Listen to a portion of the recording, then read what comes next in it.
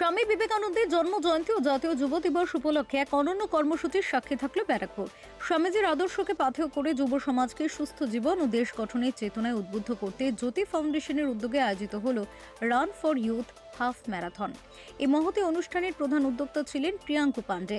এদিনের অনুষ্ঠানের শুরুতে স্বামী বিবেকানন্দের প্রতিকৃতিতে পুষ্পার্ঘ্য অর্পণ করে শ্রদ্ধা জ্ঞাপন করা হয়। উপস্থিত ছিলেন ব্যারাকপুরের প্রাক্তন সাংসদ জননেতা অর্জুন সিং এবং প্রধান উদ্যোক্তা প্রিয়াঙ্কু পান্ডে সহ অন্যান্য বিশিষ্ট ব্যক্তিবর্গ।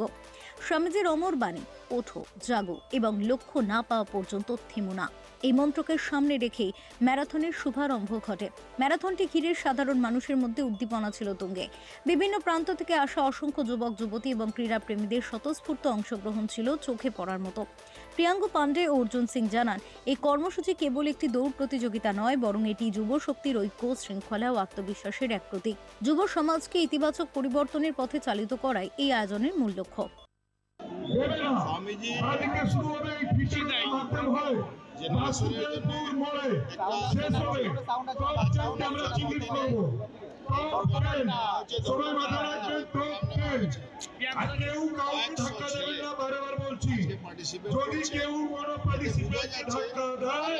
আপনি মনে রাখবেন আপনি ডিসকোয়ালিফাই হয়ে গেছেন।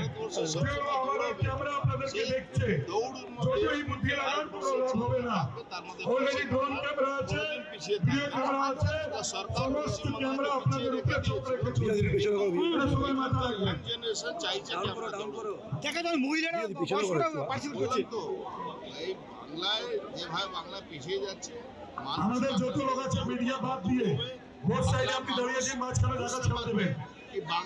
একদম মিডিয়া বাদ দিয়ে আমাদের সমস্ত লোক এনার্জি আপনারা সবাই একসাথে পিছনে চলে যান। দাদা, যুব সমাজকে কি বার্তা দিতে চান? যুব সমাজ এগোবে, যুব সমাজকে কেউ আটকাতে পারবে না।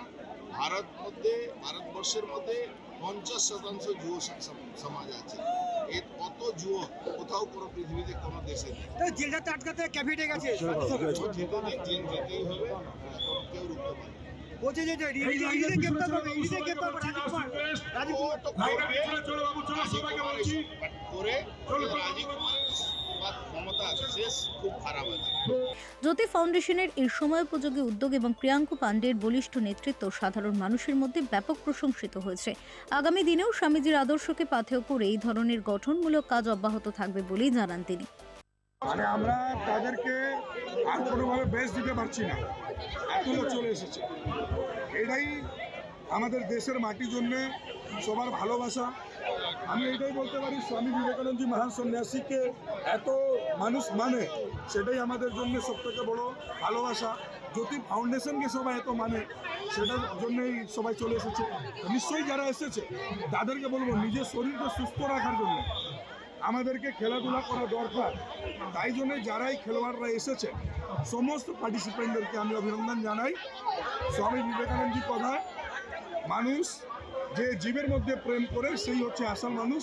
সেই জীবের মধ্যে আমরা প্রেম করি, নিজের জীবনটাও বাঁচাবার জন্য, আমাদেরকে সুস্থ রাখার জন্য খেলাধুলার সঙ্গে যুক্ত রাখা উচিত।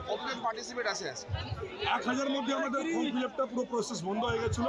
তারপরে এখানে অনেক লোক এসেছে, অনেক লোক রিকোয়েস্ট করছে আমাদেরকে করে দিন।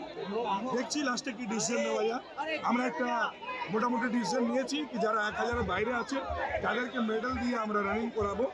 কারণ সেই মেডেল নিয়ে রানিং করবে এবং মেডেল থেকে চিহ্নিত করা হবে কি তাদেরকে আমরা অ্যালাউ করেছি। Bureau report, channel 10।